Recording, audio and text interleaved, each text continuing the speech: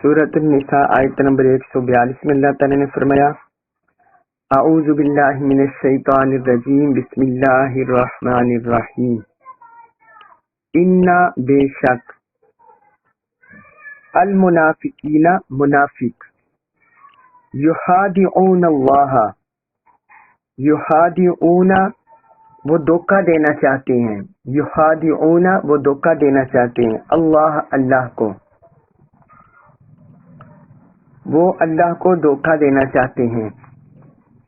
वहुवा हालांकि वो यानी अल्लाह ताला वो हादिउहुम हादिउ वो सजा देने वाला है, हम उन्हें हालांकि वो अल्लाह उन्हें उनके धोखा की सजा देने वाला है।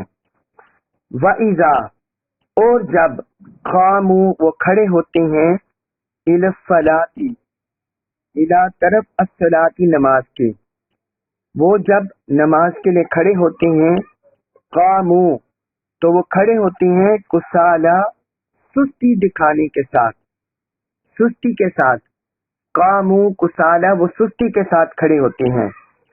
युराऊना वो दिखाते हैं अन्नासा लोगों को दिखाने के लिए खड़े होते हैं।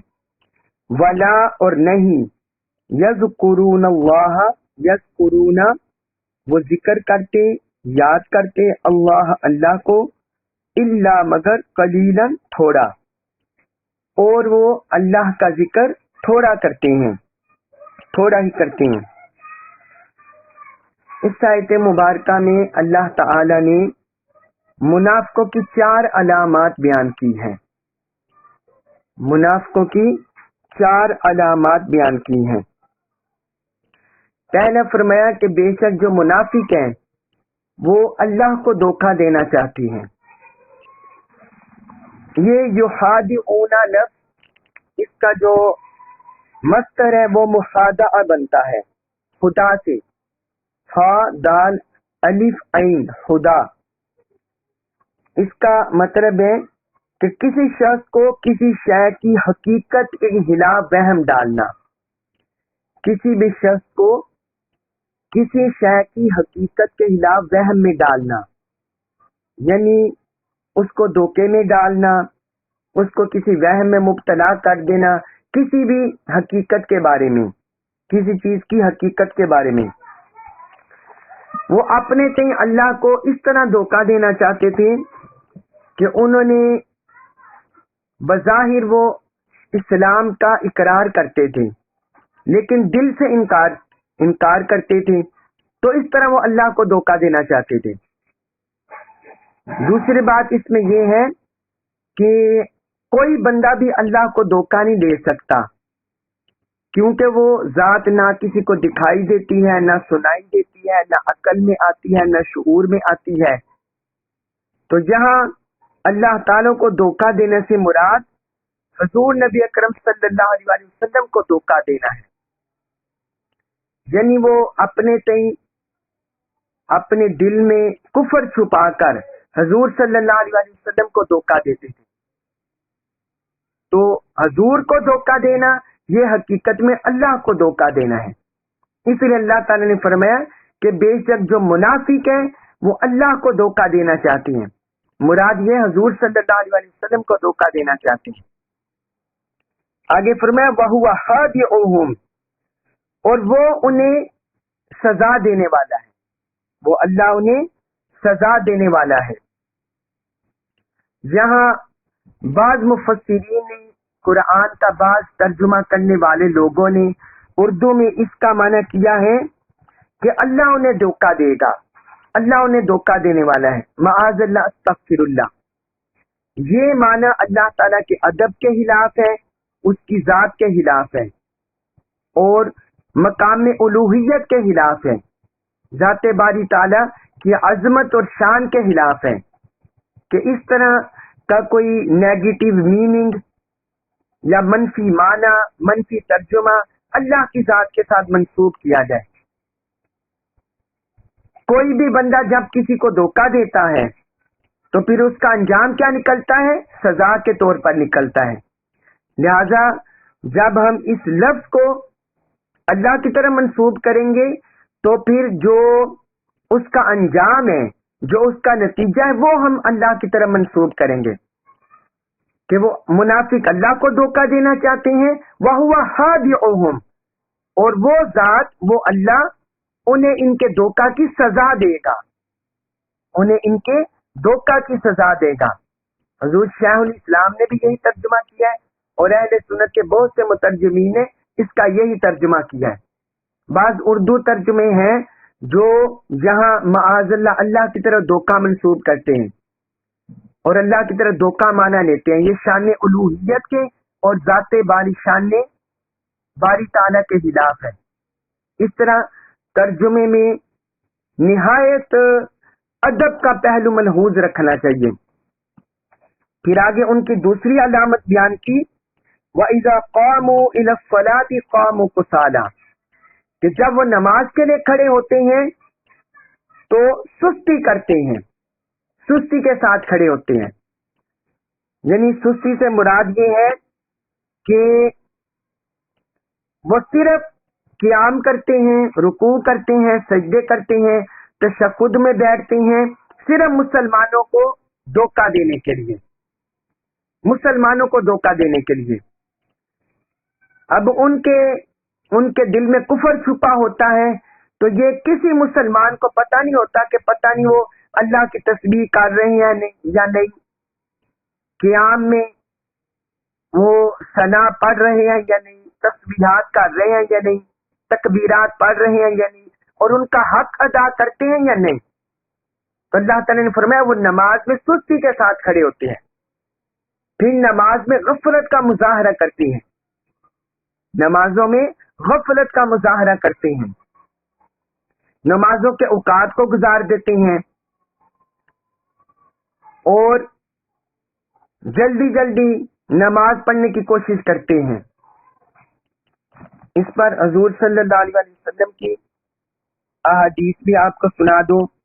حضرت انس بن مالک رضی اللہ عنہ نے کہا، میں نے رسول اللہ صلی اللہ علیہ وسلم کو یہ فرماتے ہوئے سنا ہے، فرمایا منافق کی نماز اس طرح ہے، وہ بیٹھ کر سورج دیکھتا رہتا ہے، جب نماز کا وقت ہوتا ہے تو وہ انتظار کرتا رہتا ہے، سورج کو دیکھتا رہتا ہے، حتیٰ کہ جس وقت سورج دو سینگوں کے درمیان ہوتا ہے، یعنی وہ غروب ہونے کے قریب ہوتا ہے، غروب ہونے کے قریب ہوتا ہے، تو پھر وہ کھڑے ہو کر 4 ٹھونگے مارتا ہے اور اس میں اللہ کا ذکر بہت کم کرتا ہے،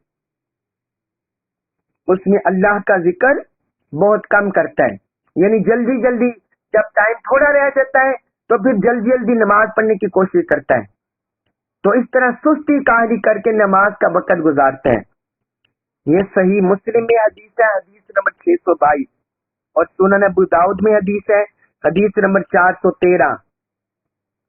اس طرح حضرت ابو ہریرہ رضی اللہ عنہ بیان کرتے ہیں کہ حضور نبی اکرم صلی اللہ علیہ وسلم نے فرمایا، عشاء اور فجر کی نماز، عشاء اور فجر کی نماز یہ منافقوں پر سب سے باری ہے، اور فرمایا کاش ان کو معلوم ہوتا کہ عشاء اور فجر کی نماز میں کتنا اجر ہے۔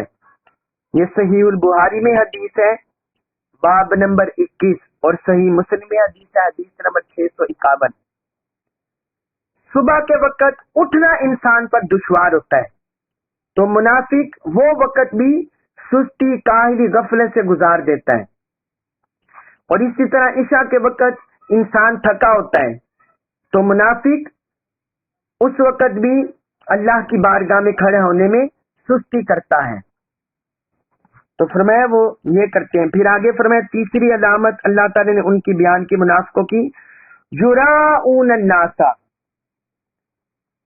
وہ لوگوں کو دکھلاتے ہیں، وہ اپنی جو عبادت کرتے ہیں، نمازیں پڑھتے ہیں، روزے رکھتے ہیں، یا جو بھی عمل عبادت کرتے ہیں، قیام رکوع سجدے کرتے ہیں، تو وہ لوگوں کو دکھلانے کے لیے کرتے ہیں، اس میں اللہ کی رضا، اللہ کے لیے خالص بندگی، خلوص نیت یہ نہیں ہوتا، وہ بس معاشرے میں اپنا سٹیٹس بنانے کے لیے یا لوگوں کو دکھانے کے لیے کہ میں بھی نمازی ہوں، بس اس لحاظ سے وہ نماز ادا کرتے ہیں، اس لحاظ سے وہ نماز ادا کرتے ہیں، وہ لوگوں کو دکھلانے کے لیے کرتے ہیں۔ اور اس پر بھی حضور صلی اللہ علیہ وسلم کی حدیث مبارک ہے، حضور نبی اکرم صلی اللہ علیہ وسلم نے فرمایا مجھے اپنی امت پر جس چیز کا سب سے زیادہ خوف ہے وہ شرک اصغر ہے، وہ شرک اصغر ہے، یعنی چھوٹا شرک ہے۔ صحابہ نے پوچھا یا رسول اللہ شرک اصغر کیا ہے؟ تو آپ نے فرمایا ریاکاری، آپ نے فرمایا ریاکاری۔ فرمایا قیامت کے دن جب اللہ تعالی لوگوں کو ان کے اعمال کی جزا دے گا تو فرمائے گا جاؤ انہی لوگوں کے پاس جن کے لیے تم ریاکاری کرتے تھے۔ جب اللہ تعالیٰ لوگوں کو جزا دے گا تو ان میں سے بعض لوگوں سے اللہ تعالیٰ فرمائے گا کہ جن لوگوں کے دکھلانے کے لیے تم نمازیں پڑھتے تھے، عمل کرتے تھے، اب انہی کے پاس جاؤ انہی لوگوں کے پاس جن کے لیے تم ریاکاری کرتے تھے۔ پھر فرمایا آگے دیکھو ان سے تمہیں کیا جزا ملتی ہے، ان کے جا کر حال دیکھو اور ان سے اس کا صلہ مانگو اور پھر دیکھو کہ تمہیں اس کی کیا جزا ملتی ہے۔ یہ مسند احمد بن حنبل میں حدیث ہے، جلد 5 صفحہ 428، جلد 5 صفحہ 428۔ اس طرح ایک اور حدیث مبارک بھی ہے، رسول اللہ صلی اللہ علیہ وسلم نے فرمایا مجھے اپنی امت پر شرک اور شہوت خفیہ کا خوف ہے، مجھے اپنی امت پر شرک اور شہوت خفیہ یعنی جو خفیہ شہوت ہے، چھپی ہوئی شہوت، فرمایا مجھے اس کا خوف ہے۔ تو صحابی کہتے ہیں میں نے پوچھا یا رسول اللہ کیا آپ کی امت آپ کے بعد بھی شرک کرے گی؟ آپ نے فرمایا ہاں، لیکن وہ سورج، چاند، پتھروں اور بتوں کی عبادت نہیں کرے گی، وہ سورج، چاند، پتھروں اور بتوں کی عبادت نہیں کرے گی، لیکن وہ اپنے اعمال میں ریا کرے گی، اپنے اعمال میں ریاکاری کرے گی۔ اور فرمایا خفیہ شہوت یہ ہے کہ ایک شخص روزہ رکھے پھر کسی نفسانی خواہش کی بنا پر وہ روزہ توڑ دے، کسی نفسانی خواہش کی بنا پر وہ روزہ توڑ دے۔ یہ مسند احمد بن حنبل میں حدیث ہے، جلد 4 صفحہ 124۔ یعنی آقا علیہ الصلوۃ والسلام نے جو گزشتہ امت شرک کرتی تھی، فرمایا میری امت میں اس طرح شرک نہیں ہوگا، اللہ کے ساتھ کسی کو شریک نہیں ٹھہرائیں گی، لیکن فرمایا ان میں ریا ہوگا۔ اور آج ہم دیکھتے ہیں معاشرے میں بہت سے لوگ ہیں، جس بندے کو دیکھیں کہ وہ اسے اپنی عبادت پر گمنڈ ہو، اپنی عبادت کا تکبر ہو، تو سمجھ جائیں اس میں عبادت کی ریا ہے، وہ اللہ کے لیے عبادت نہیں کر رہا بلکہ لوگوں کو دکھلانے کے لیے، اپنے آپ کو اللہ والا سمجھنے کے لیے، نمازی بنانے کے لیے، نمازی لوگوں کی نگاہ میں کہلوانے کے لیے، اور اس طرح وہ یہ عمل کر رہا ہے۔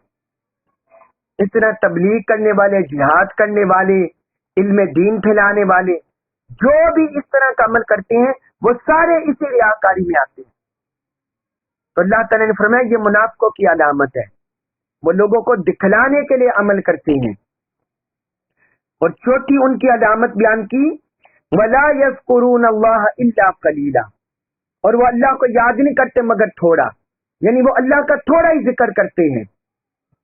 نماز بمشکل پڑھنے کے لیے آتے ہیں، اگر نماز پڑھ لی تو وہ جلدی جلدی پڑھتے ہیں، اگر آرام سے پڑھ لی تو پھر وہ اللہ کا کثرت سے ذکر کرنے سے بھاگتے ہیں، اللہ کا کثرت سے ذکر کرنے سے کتراتے ہیں، تسبیحات کرنے سے، تحلیل کرنے سے، تکبیر کرنے سے، تحمید کرنے سے، لا الہ الا اللہ پڑھنے سے، استغفار استغفر اللہ کرنے سے وہ اگر نماز کی ادائیگی کر لی تو باقی اوقات میں اللہ کا ذکر کثرت سے کرنے سے گھبراتے ہیں، کتراتے ہیں. تو فرمایا یہ بھی منافقوں کی علامت ہے، یہ بھی منافقوں کی علامت ہے. اس کے بعد سورۃ النساء آیت نمبر 143، اس میں فرمایا منافقوں کی مزید کیفیت کو اللہ تعالی نے بیان فرمایا مذبذبینا، مذبذبینا وہ تذبذب میں ہوتے ہیں، وہ تذبذب میں ہوتے ہیں، بینا درمیان ذالک اس کے، وہ اس کے درمیان تذبذب میں ہوتے ہیں، یعنی کفر اور ایمان کے درمیان، کفر اور ایمان کے درمیان تذبذب میں ہوتے ہیں. لا نہ الا طرف ہاؤلاء ان کے، نہ ان کی طرف ہوتے ہیں، ولا اور نہ الا طرف ہاؤلاء ان کے، اور نہ ان کی طرف ہوتے ہیں، نہ ان کی طرف ہوتے ہیں نہ ان کی طرف ہوتے ہیں. ومن اور جسے یضلل اللہ، یضلل گمراہ ٹھہرا دے اللہ، اللہ، اور جسے اللہ گمراہ ٹھہرا دے، فلن بس ہرگز نہیں، تجدہ تو پائے گا لہو اس کے لیے، سبیلاً کوئی راہ، بس تو اس کے لیے ہدایت کی کوئی راہ ہرگز نہیں پائے گا. اب اس آیت مبارکہ میں اللہ تعالی نے فرمایا کہ جو منافق ہیں، جو اہل کفر سے ساز باز رکھتے ہیں، اہل کفر کو دوست بناتے ہیں، وہ نہ کفر والوں کے ساتھ ہوتے ہیں نہ مومنوں کے ساتھ ہوتے ہیں، ایمان والوں کے ساتھ تعلق رکھتے ہیں ظاہری، اور باطنی وہ ایمان سے کتراتے ہیں، ایمان ان کے دل میں نہیں ہوتا. اور اہل کفر کے ساتھ، اہل طاغوت کے ساتھ، ان کے ساتھ تعلق رکھتے ہیں باطنی یعنی دل میں، اور ظاہراً ان کے ساتھ تعلق نہیں رکھتے. تو وہ مومنوں سے بھی فائدہ اٹھانا چاہتے ہیں، کافروں سے بھی فائدہ اٹھانا چاہتے ہیں. تو اللہ تعالی نے فرمایا وہ ایمان اور کفر کی حالت میں متذبذب ہوتے ہیں، متذبذب ہوتے ہیں. تذبذب کہتے ہیں اس کو، متذبذب اس شخص کو کہتے ہیں جو دو چیزوں یا دو کاموں کے درمیان متردد ہو، دو کام اس کے سامنے ہو، دو امور سامنے ہو یا دو فعل سامنے ہو، تو وہ اس میں متردد ہوتے ہیں کہ کس کو اپناؤں کس کو نہ اپناؤں.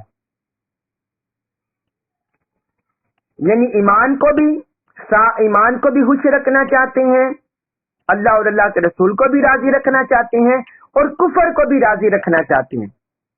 فرمایا منافقوں کا یہ طریقہ ہے کہ وہ دونوں طرف سے دنیاوی فائدے حاصل کرنا چاہتے ہیں، دنیاوی مفادات حاصل کرنا چاہتے ہیں. لا الہ الا ولا الہ، نہ ان کی طرف ہوتے ہیں نہ ان کی طرف ہوتے ہیں. ومن یضلل اللہ فلن تجد له سبیلا، اللہ تعالی نے فرمایا جسے اللہ گمراہ ٹھہرا دے بس تو ہرگز اس کے لیے کوئی راہ ہدایت نہیں پائیں گے، بس آپ ہرگز اس کے لیے کوئی راہ ہدایت نہیں پائیں گے. یعنی چونکہ اللہ کی قدرت میں ہے، تو اس کے اختیار میں ہے کسی کو ہدایت دینا، کسی کو گمراہ ٹھہرانا. اور یہ منافق لوگ اپنے کفر کی وجہ سے، اپنی منافقت کی وجہ سے، نفاق کی وجہ سے اپنے لیے ضلالت چن لیتے ہیں، اپنے لیے گمراہی چن لیتے ہیں. تو وہ چونکہ اپنے اعمال کی وجہ سے، اعتقادی باطل کی وجہ سے اپنے لیے گمراہی چنتے ہیں، تو فرمایا اللہ کی طرف سے وہ یعنی گمراہی تیار کر لیتے ہیں، اللہ انہیں گمراہ ٹھہرا دیتا ہے، اللہ انہیں گمراہ ٹھہرا دیتا ہے. فلن تجد له سبیلا، بس تو آپ ہرگز اس کے لیے کوئی راہ ہدایت نہیں پائیں گے، کوئی راہ ہدایت نہیں پائیں گے. راہ ہدایت اس سے ہی ملتی ہے جو کاملاً سچے دل سے، خلوص نیت سے، اخلاص سے اللہ اور اس کے رسول کے ساتھ جڑ جائے، اس کے ساتھ جڑ جائے، اسے ہدایت ملتی جائے. اب یہاں یہ بات بھی آپ یاد رکھیں، یہاں فرمایا حضور صلی اللہ علیہ وسلم کا خطاب کر کے کہ آپ اس کے لیے ہرگز کوئی راہ ہدایت نہیں پائیں گے. ہدایت یافتہ بنانا، ہدایت یافتہ بنانا اور مومن بنانا یہ اللہ کی قدرت میں ہے، اللہ کے اختیار میں ہے، اس کی قدرت کے پاس، اللہ کے پاس ہے۔ اور باقی کسی کے لیے بھی کسی کے پاس یہ طاقت قدرت نہیں کہ وہ کسی بھی شخص کو ہدایت یافتہ بنا دے یا مومن بنا دے۔ حضور صلی اللہ علیہ وسلم کا کیا منصب ہے؟ آقا علیہ الصلوۃ والسلام کا منصب ہے ہدایت کی راہ دکھانا، ہدایت کی راہ دکھانا، آگے اس کو ہدایت یافتہ بنانا، سیدھی راہ پر چلانا، یہ اللہ تعالیٰ کی قدرت ہے، یہ اللہ تعالیٰ کی قدرت ہے۔ اس کے بعد سورۃ النساء آیت نمبر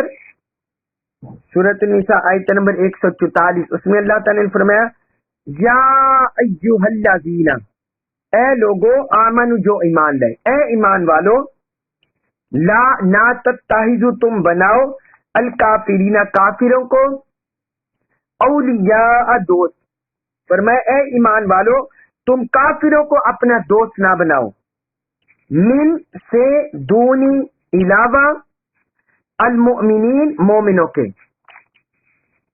مومنوں کے مسلمانوں کے سوا تم کافروں کو دوست نہ بناؤ۔ اتریدون، کیا تریدون تم چاہتے ہو، ان یہ کہ تجعلو تم بنا لو، تم قائم کر لو، للہ اللہ کی، کیا تم چاہتے ہو کہ تم بنا لو اللہ کو، علیکم اپنے اوپر، سلطانن حجت، مبینن واضح۔ فرمایا کیا تم چاہتے ہو کہ تم اپنے خلاف اللہ کی واضح حجت قائم کر لو۔ اس آیت مبارکہ میں اللہ تعالی نے اہل ایمان کو پھر تنبیہ کیا، پھر حکم دیا ہے۔ فرمایا اے ایمان والو تم اہل ایمان کو چھوڑ کر کافروں کو دوست مت بنانا، کافروں کو دوست مت بنانا، ان کی طرف دلی رغبت نہ رکھنا، ان کی طرف دلی چاہت نہ رکھنا، کیونکہ وہ صرف تمہارا نقصان سوچتے ہیں۔ تو اللہ تعالیٰ نے فرمایا تم کافروں کو دوست نہ بناؤ۔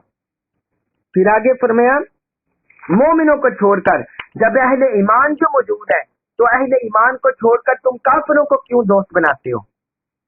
اس میں اللہ تعالیٰ نے کمزور عقیدہ رکھنے والے، کمزور اہل ایمان جو اعتقادی لحاظ سے، اسلام کے احکام کے لحاظ سے کمزور ہوتے ہیں، ان کو حکم فرما دیا، اور سارے اہل ایمان کو کہ تم ان کو دوست نہ بناؤ مومنوں کو چھوڑ کر۔ پھر آگے فرمایا اتریدون ان تجعلوا للہ علیکم سلطانا مبینا، کیا تم چاہتے ہو کہ تم اپنے خلاف اللہ کی صریح حجت قائم کر لو؟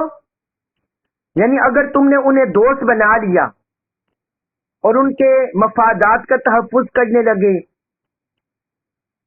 ان کے مفادات کو پورا کرنے لگے، اپنے ایمان کا سودا کرنے لگے، تو اس کا مطلب ہے تمہارا اللہ کے ساتھ کامل تعلق نہیں ہے، تمہارا اللہ کے ساتھ کامل تعلق نہیں ہے، تمہارا اخلاص کے ساتھ اللہ کے ساتھ تعلق نہیں ہے۔ اگر تم ان کے ساتھ دوستی بڑھاؤ گے، محبت بڑھاؤ گے، تو پھر تم اپنے خلاف خود ہی اللہ کی حجت قائم کرو گے۔ پھر ظاہراً بات ہے جب کوئی بھی مومن ان کے مفادات کو پورا کرے گا تو ظاہراً بات ہے وہ اللہ کے دین کو نقصان پہنچائے گا، امت کو نقصان پہنچائے گا، تو اس کا مطلب ہے اس کا حشر بھی کافروں کے ساتھ ہوگا۔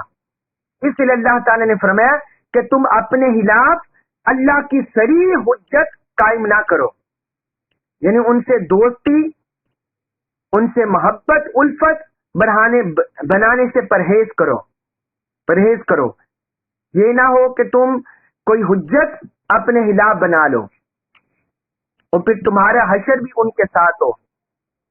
اس کے بعد فرمایا انا بے شک المنافقین، منافق فی الدرکی طبقے میں، الاسفلی سب سے نیچے، فرمایا بے شک منافق لوگ سب سے نچلے طبقے میں ہوں گے، من النار دوزخ کی، بے شک منافق دوزخ کے سب سے نچلے طبقے میں ہوں گے، ولن اور ہرگز نہیں تاجیدہ آپ پائیں گے لہم ان کے لیے نصیرن کوئی مددگار، اور آپ ان کے لیے ہرگز کوئی مددگار نہ پائیں گے۔ اب اس آیت مبارکہ میں اللہ تعالی نے آخرت میں جو منافقوں کی سزا ہوگی اس بارے میں بیان کیا کہ فرمایا منافقوں کا سب سے نچلے طبقے میں ٹھکانہ ہوگا دوزخ میں، دوزخ میں سب سے نچلے ٹھکانہ ہوگا۔ ایک اصطلاح ہوتی ہے درجہ، ایک لفظ بولتے ہیں درجہ اور ایک لفظ بولتے ہیں طبقہ، طبقہ۔ تو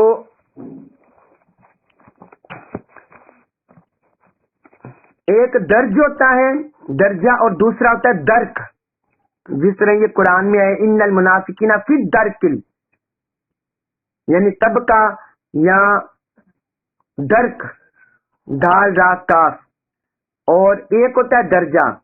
بعض ائمہ نے بیان کیا، امام ضحاک نے کہا کہ جب منازل میں ایک درجے سے اوپر، ایک طبقے سے اوپر طبقہ ہو، یعنی اوپر اوپر در اوپر اوپر پھر اوپر، اس طرح طبقے ہوں تو اسے بولتے ہیں درجہ، اسے کیا بولتے ہیں درجہ۔ اور اگر یہ منزلیں، یہ طبقات نیچے ہوں، نیچے کا طبقہ ہو پھر اس سے نیچے پھر اس سے نیچے، اسے بولتے ہیں درک۔ یہ بعض ائمہ لغت نے، مفسرین نے یہ فرق بیان کیا ہے درج میں اور درک میں۔ اوپر والے طبقات کو درجات بولتے ہیں اور نچلے والے طبقات کو درک بولتے ہیں۔ تو اللہ تعالی نے فرمایا جو منافق ہیں وہ جہنم میں سب سے نچلے طبقے میں ہوں گے، سب سے نچلے طبقے میں ہوں گے۔ امام محمود علوسی انہوں نے بیان کیا، کہتے ہیں دوزخ کے 7 طبقات ہیں، دوزخ کے 7 طبقات ہیں۔ پہلا طبقہ جہنم، دوسرا لظا، یہ میں لکھ دیتا ہوں آپ کو، جہنم، پھر اس سے لظا، تیسرا حطامہ، الحطامہ جو قرآن میں بھی ہے حطامہ، چوتھا ہے سعیر،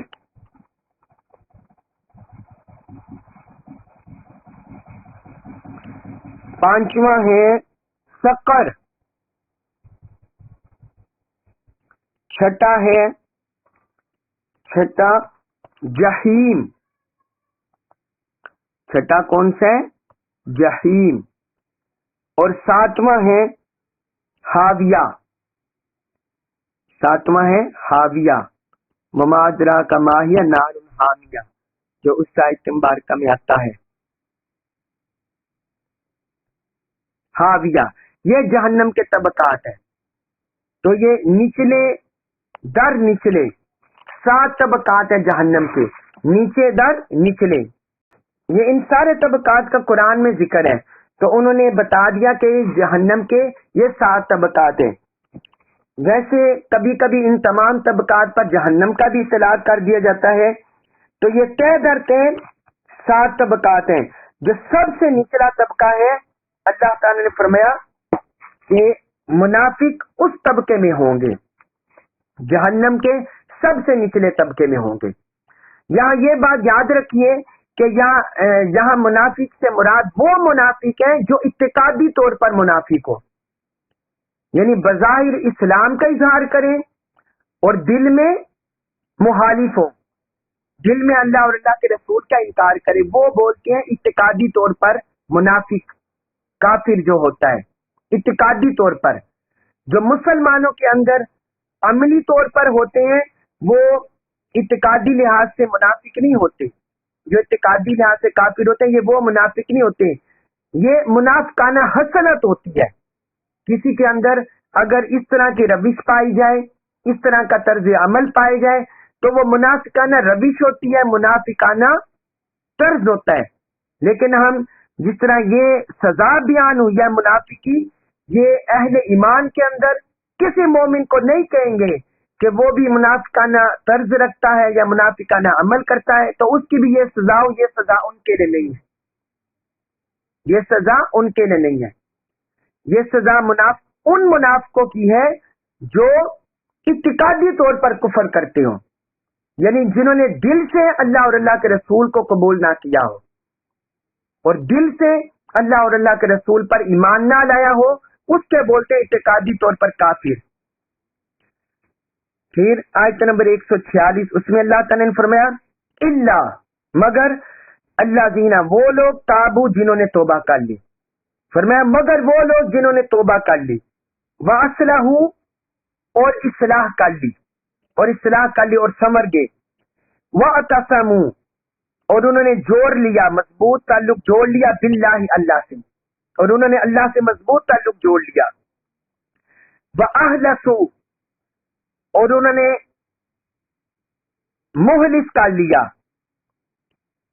خالص کر لیا، واخلصوا اور انہوں نے خالص کر لیا، دینہم اپنا دین، للہ اللہ کے لیے، انہوں نے اپنا دین خالصتاً اللہ کے لیے کر لیا، فاولئک تو یہ وہ لوگ ہیں مع السات المؤمنین مومنوں کے، تو فرمایا یہ وہ لوگ ہیں جو مومنوں کے ساتھ ہوں گے، وسوف اور ان قریب یوتی عطا کرے گا اللہ المؤمنین مومنوں کو اجرن اجر عظیمن بڑا، اور ان قریب اللہ تعالی مومنوں کو اجر عظیم عطا فرمائے گا، بڑا اجر عطا فرمائے گا۔ پچھلی آیات میں یہ ہم پڑھ رہے ہیں، ان 2-3 آیتوں میں جو ہم نے پڑھا منافقوں کی علامات، منافقوں کی سزا۔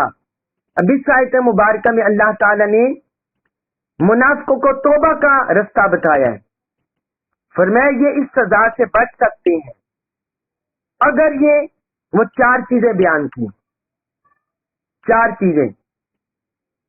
پہلی چیز بیان کی الا الذین تابوا، وہ توبہ کر لیں، وہ توبہ کر لیں۔ یہ منافقت سے نجات کی 4 شرطیں اللہ تعالی نے بیان کر دی، منافقت سے نجات کی 4 شرطیں۔ فرمایا پہلی یہ کہ وہ توبہ کر لیں، جو وہ اپنے باطن میں کفر چھپائے ہوئے ہیں اس سے توبہ کر لیں، کامل طور پر سچے سچے دل سے وہ اللہ اور اللہ کے رسول کا کلمہ پڑھ لیں۔ اور دوسرا فرمایا وَأَصْلَحُوا اور اپنی اصلاح کر لیں، جو اللہ اور اللہ کے رسول کو دھوکہ دینا چاہتے ہیں اس کی اصلاح کر لیں، مومنوں کو دھوکہ دینا چاہتے ہیں اس کی اصلاح کر لیں، دین کو، ایمان کو، اسلام کو نقصان پہنچانا چاہتے ہیں اس کی اصلاح کر لیں، اپنے اعمال کی، اپنے عقیدہ کی، اپنے ایمان کی، اپنے اعمال صالحہ کی، اپنے معاملات کی اصلاح کر لیں۔ دوسری ان کی نجات کی شرط یہ بیان کی۔ تیسرا فرمایا وَاعْتَصِمُوا بِاللَّهِ اور اللہ سے مضبوط تعلق قائم کر لیں، اللہ تعالیٰ پر توکل کا، اللہ تعالیٰ پر کامل ایمان کا، اللہ تعالیٰ کے ساتھ پختہ جڑنے کا، وہ اپنا یہ تعلق قائم کر لیں، اللہ سے پختہ طور پر جڑ جائیں، توکل علی اللہ رکھیں، دنیا کے مفادات اور دنیا کے مقاصد پانے کے لیے دین کو استعمال نہ کریں اور دین کو، اللہ اور اللہ کے رسول کو دھوکہ نہ دیں، بلکہ اپنا تعلق اللہ سے پختہ کر لیں۔ اور چوتھا فرمایا وَأَخْلَصُوا دِينَهُمْ لِلَّهِ اور اپنا دین خالصتاً اللہ کے لیے کر لیں، اللہ کی عبادت، اللہ کی بندگی، اللہ کی اطاعت، اللہ کی محبت، اللہ کی قربت، اس میں اخلاص پیدا کر لیں، دنیا کو دکھانے کے لیے، لوگوں کو دکھانے کے لیے، اپنا سٹیٹس بڑھانے کے لیے، نمازی بننے کے لیے، اس میں ریاکاری کا خاتمہ کر دیں اور خالصتاً اپنی بندگی اللہ کے لیے کر لیں، اللہ کے لیے کر لیں۔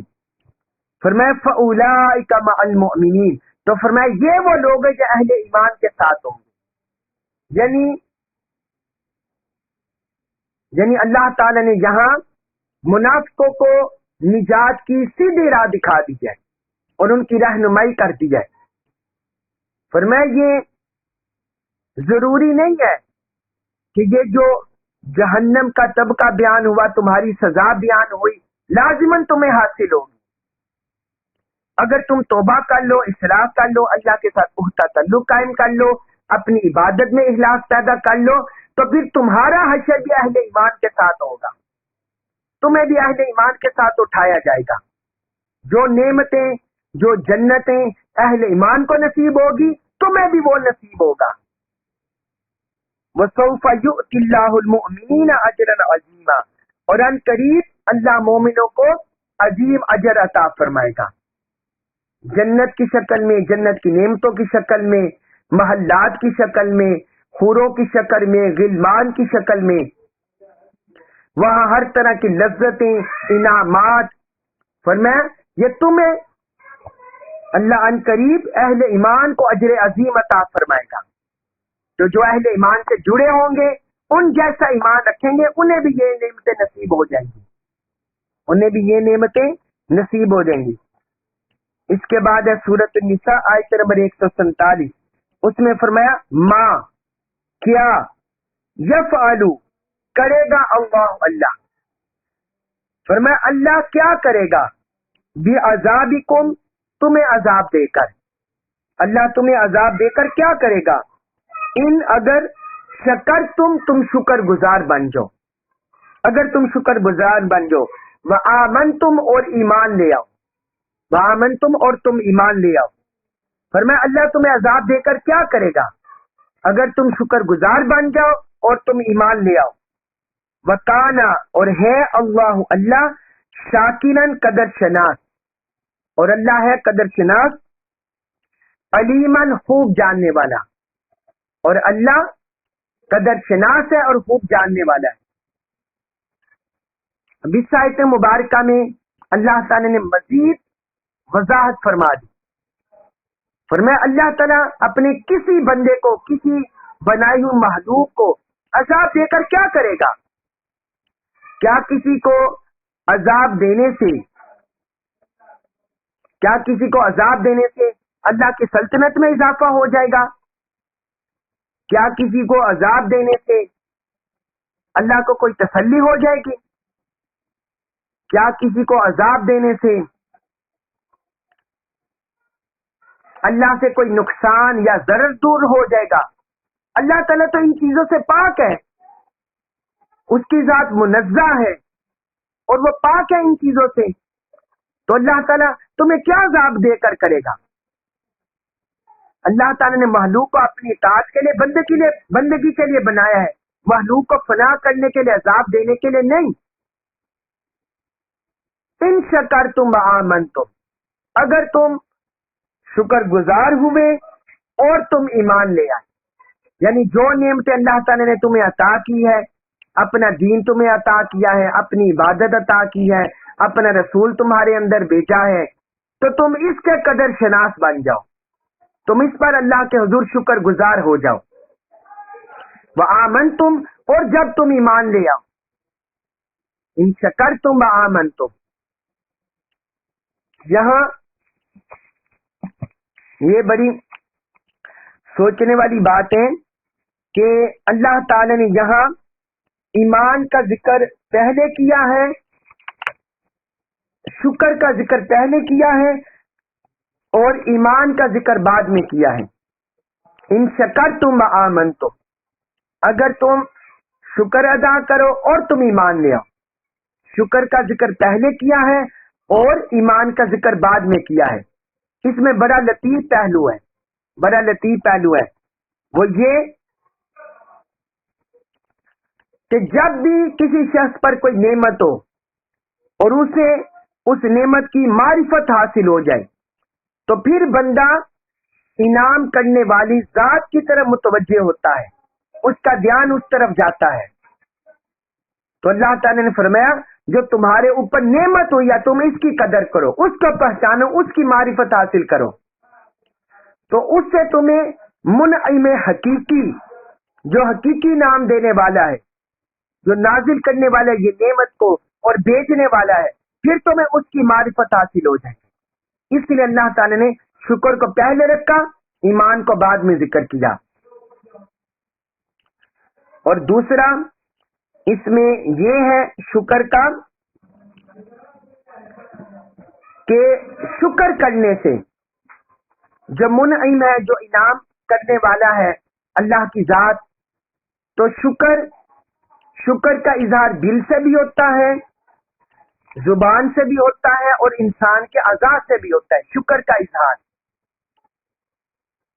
دل سے بھی ہوتا ہے، انسان کی زبان سے بھی ہوتا ہے، اور انسان کے باقی اعضاء سے بھی ہوتا ہے شکر کا اظہار۔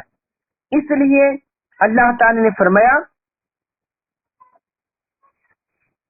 کیونکہ وہ منافق لوگ ان تینوں چیزوں میں کمی کوتاہی کرتے تھے، دل سے تو اللہ کے جھکتے ہی نہیں تھے، مانتے ہی نہیں تھے، اور پھر زبان سے قلیل ذکر کرتے تھے، تھوڑا ذکر کرتے تھے، اور اعضاء سے اللہ کی کامل بندگی نہیں کرتے تھے۔ تو رب تعالی نے فرمایا کہ اگر تم حقیقی طور پر اللہ کے شکر گزار بندے بن جاؤ اور شکر کرنے والے بن جاؤ، تو اسی سے تمہیں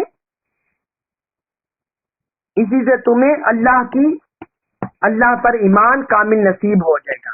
اس سے اللہ تعالی نے شکر کو مقدم رکھا اور ایمان کا بعد میں ذکر کیا۔ پھر آگے فرمایا وَكَانَ اللَّهُ شَاكِرًا عَلِيمًا، اور اللہ بڑا قدر شناس خوب جاننے والا ہے۔ یعنی جو بندہ بھی اللہ کی ذات کے لیے اس کی اخلاص سے عبادت کرتا ہے، بندگی کرتا ہے، اطاعت کرتا ہے، تو اللہ تعالیٰ کسی کا حق بھی نہیں کھاتا، معاذ اللہ، استغفر اللہ، اس کی ذات اس سے مبرہ ہے۔ وہ ہر بندے کو جیسا کوئی بندہ خلوص سے نیت سے عمل کرتا ہے اس کو اس کے اجر سے نوازتا ہے۔ اور آگے علیمہ پر اختتام کیا، فرمایا وہ خوب جاننے والا ہے، وہ ہر عمل کو، انسان کے ہر عمل کو خوب جاننے والا ہے۔ اس لیے انسان کو اللہ کی بارگاہ میں شکر گزار ہونا چاہیے اور کامل مومن ہونا چاہیے، اسی میں دنیا اور آخرت کی خیر ہے۔ اللہ تبارک و تعالی ہمیں قرآن مجید کا کما کو فہم نصیب فرمائے اور ہمیں اس پر عمل پیرا ہونے کی توفیق عطا فرمائے۔ وما علی الا البلاغ المبین۔